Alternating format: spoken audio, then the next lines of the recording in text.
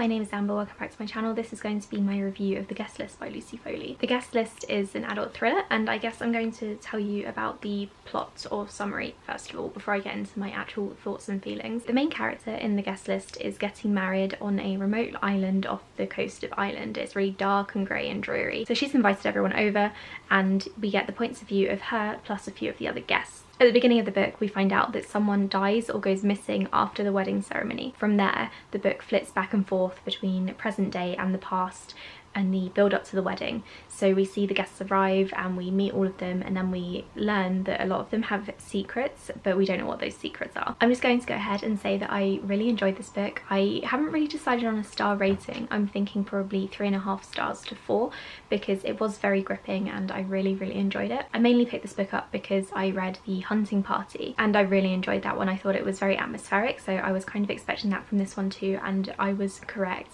The Guest List is so dark and dreary, just like the weather on this island. Lucy Foley did such a good job as always with the setting, and she always does such a fantastic job of making you feel like you're isolated. The plot itself wasn't the most original or unique plot, but it was very fast-paced and intriguing, so I really enjoyed it. And I also loved that there was a lot of rich people drama, which isn't really a thing that I see in many of the thrillers that I read. A lot of the guests at the wedding went to a fancy private boarding school, which is how they all knew each other, and they kind of had that kind of laddish posh boy vibe about them. They were arseholes basically, and I didn't like them, but Lucy Foley did a really good job with that, and I really enjoyed reading about the rich people drama aspect of things and how they were kind of so disconnected from normal people. It reminded me a lot of Ruth Ware's The Lying Game. If you've read that one, you'll probably know what I'm talking about in terms of having a very close-knit group of characters who are kind of isolated from the rest of the world in terms of how they interact with people and what they do with each other. That sounds really weird. I didn't mean for it to sound so strange. I did really like how mysterious the book was. Lucy Foley did a really good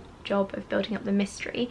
However, because the book was written in first person point of view, I did find it a bit strange that the characters had so many secrets that they were keeping from the reader. It seemed like the author had to try really hard to keep things from the reader because we were inside most of the characters' heads, so really we should have known what they were thinking. So I think it probably would have been better for this to have been told from third person, because at least then Lucy Foley could have gone all out. Now, I normally have a lot of problems with multiple points of view, and especially in thrillers, because they're often quite short and fast paced, so you're often jumping from one point of view to another. I was in this one, except I think the author did a really good job of making all the characters very distinct. None of the characters, apart from maybe 2, were very likeable, but to be honest, they weren't supposed to be. This is a dark and gritty thriller, and they definitely weren't supposed to be likeable characters. They all had these horrible secrets that they were keeping from each other and from the reader. But I think Lucy Foley did a really good job of making the characters so distinct, and I was able to tell them apart easily. I got into the story with no trouble at all, so I was really pleased with this one, and I'm really glad that I ended up enjoying it. She also did a really good job of building up the story towards the twist. I really like that the reader is fed little bits of information that all comes together towards the end.